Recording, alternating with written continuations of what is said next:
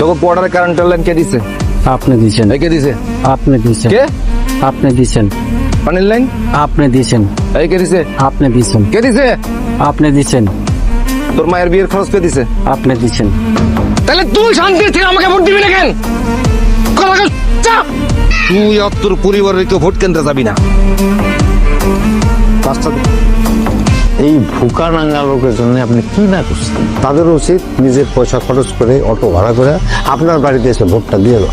কিন্তু কি করবেন, সিচুয়েশনটা তো একটু অন্যরকম। নির্বাচন তো হবে, আর আপনাকেও তাদের কাছে গিয়ে ভোট দিতে পারতে হয়।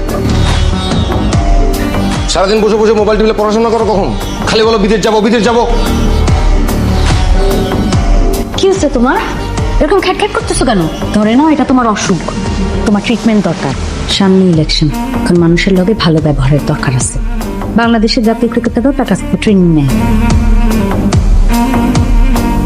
Mister W, welcome. জায়গা কি পছন্দ হয়েছে?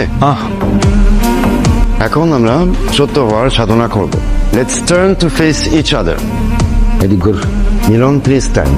খারা এখন ডাবলু, আপনি বুঝে এখানে বসে মিলনের পা ধরেই রাখবেন। গো।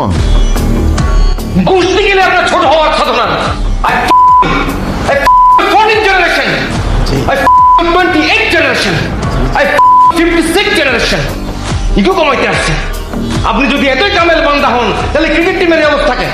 ওরা কেন ঘুরিয়ে মারামারি করে? I